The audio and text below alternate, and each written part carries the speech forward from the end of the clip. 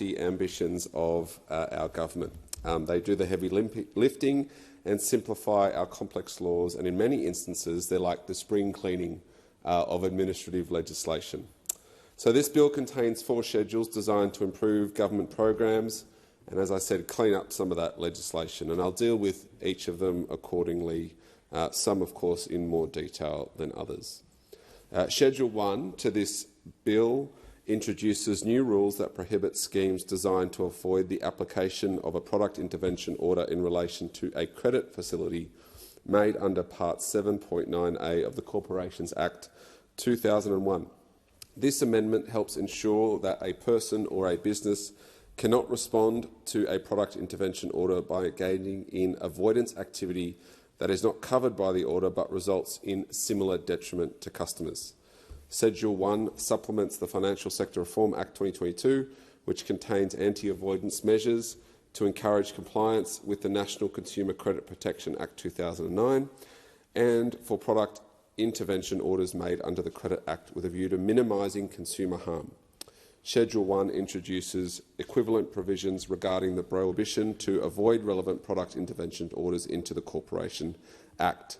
Safe, well-regulated consumer markets for credit products are a core element of a strong and inclusive economy.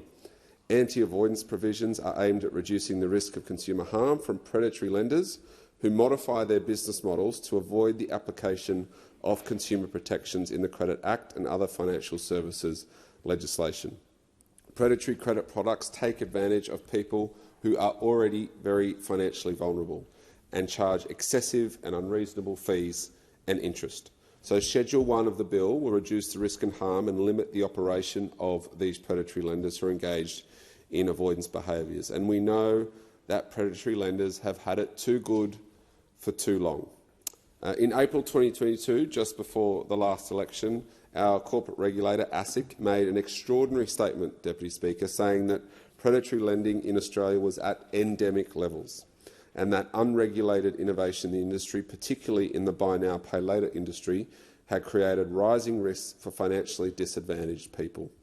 In the same month, ASIC launched legal action against 2 companies, Rent for Keeps and Layaway Depot, for allegedly disguising loans as lease contracts for white goods. The regulator alleged that these companies breached consumer protection laws by developing business models that avoided obligations to credit providers, including the 48% annual cost caps to extort low-income earners out of enormous sums. The court filing from ASIC referenced one customer who had to use his Centrelink payments to pay almost $2,500 for a fridge, which retailed at $365, after entering a lease arrangement. ASIC Deputy Chair Sarah Court said at the time that these practices had an enormous impact on vulnerable Australians. And as an update, Deputy Speaker, in June 23, the Federal Court ordered Layaway Depot to pay a penalty of $375,000 for breaches of the Credit Act, and Rent for Keeps case has been listed for case management in August this year and for trial in 2024. And I encourage the regulator to continue to monitor this sector. These laws proposed today will close loopholes that are currently exploited by predatory lenders, and I commend them to the House. I'll come back to Schedule 2 a little later, Deputy Speaker. So Schedule 3 of this bill implements recommendations made by the Council of Financial Regulators to strengthen regulatory powers and facilitate competitive outcomes in the market for clearing and settlement of cash equities traded in Australia. The ASX Group has a monopoly over those services.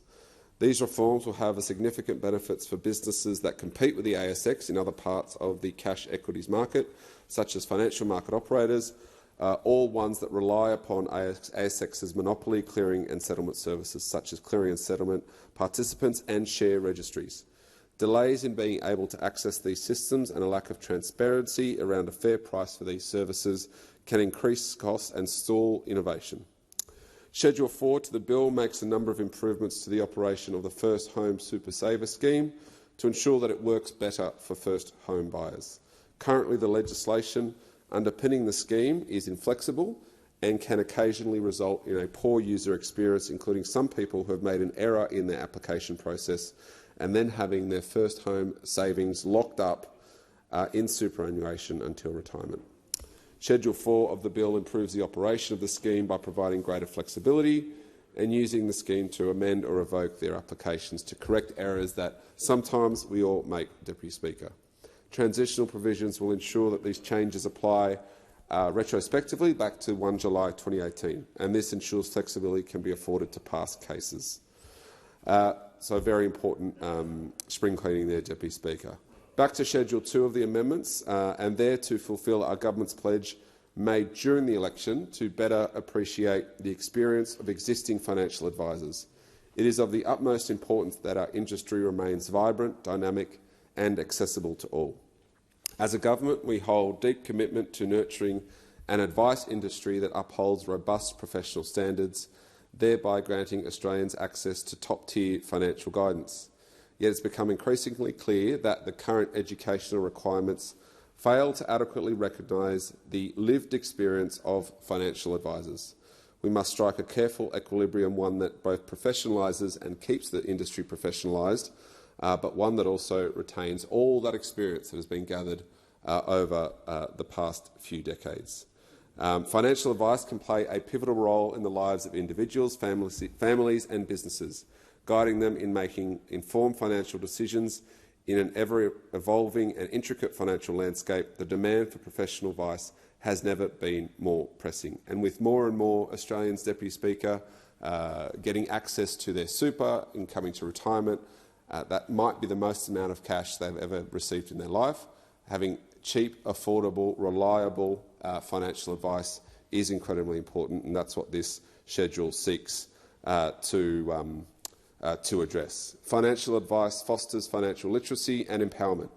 Countless individuals lack the requisite knowledge and confidence to competently manage their finances, and advisors stand as educators, endowing their clients with the financial knowledge that they've built up over decades. They help break educational barriers surrounding intricate financial concepts, investment alternatives, and provide guidance to risk management. By bolstering financial literacy, advisors equip clients with the necessary tools to make informed decisions and assume command over their financial future. It's essential to acknowledge that financial advice extends beyond individuals to encompass businesses and organisations. Small businesses and startups often rely upon the wisdom and expertise of financial advisors. These professionals offer guidance in areas such as business planning, cash flow management, financing options, risk evaluation and strategic growth. By working alongside financial advisors, they are able to build towards a prosperous and sustainable business. This isn't just good for those small businesses, but provides wider support to economic expansion and job creation for our communities. Ever since the introduction of the requirement for financial advisors to undertake additional studies, we have witnessed a significant decline in the number of practising advisors. At its peak, the industry boasted around 28,000 advisors, but now that number is around 16,300. This decline is troubling as it directly affects the accessibility of quality financial advice for Australians and Australian businesses.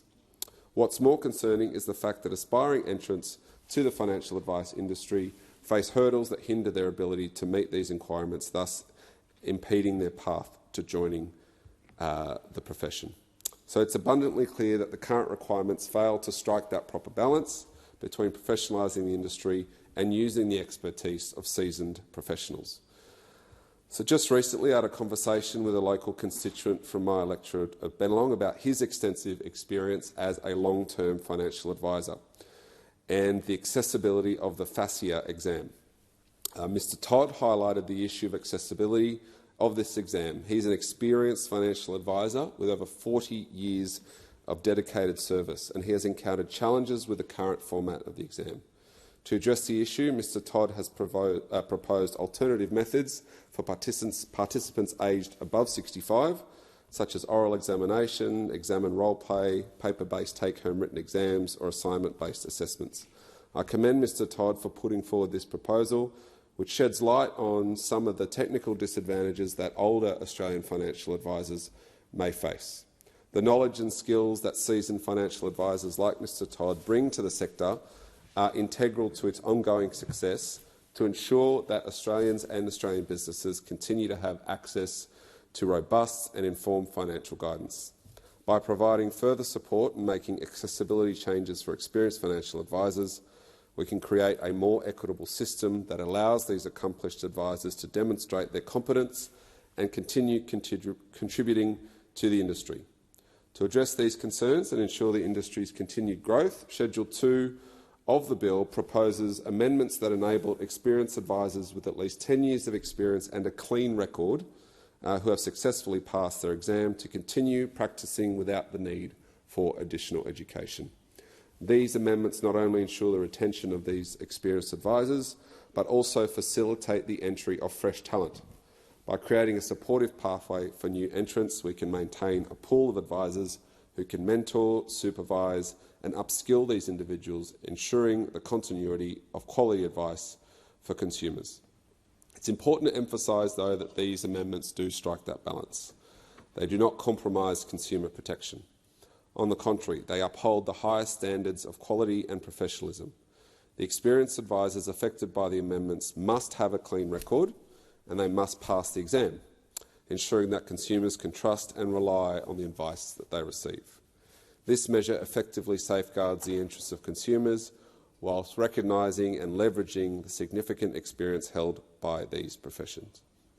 To ensure that these proposed changes reflect the diverse perspectives and needs of stakeholders, this schedule, of course, was subject to a comprehensive consultation process. The Treasury conducted public consultations on the policy settings, engaging with industry bodies, licensee representatives, financial advisors and higher education providers. Feedback, as you would expect from the sector, was mixed, with differing opinions on the best approach to recognise, so the government has carefully considered these perspectives and made the decisions that we believe strike a fair and balanced outcome for consumers, advisors and businesses. The timely passage of this legislation is integral to providing experienced advisors with the certainty they require regarding the future in their industry. Let us stand together, Deputy Speaker, in support of an advice industry that thrives on experience, professionalism and, importantly, accessibility. By recognising the value of experience, we can ensure a prosperous future for both the advice industry and the clients it intends to serve. The changes proposed in Schedule 2 are imperative to acknowledge and honour the experience held by these advisors and guarantee the accessibility of financial advice for all Australians. Our commitment remains in maintaining robust professional standards while valuing and harnessing the expertise and contributions of advisors. I commend this bill to the House.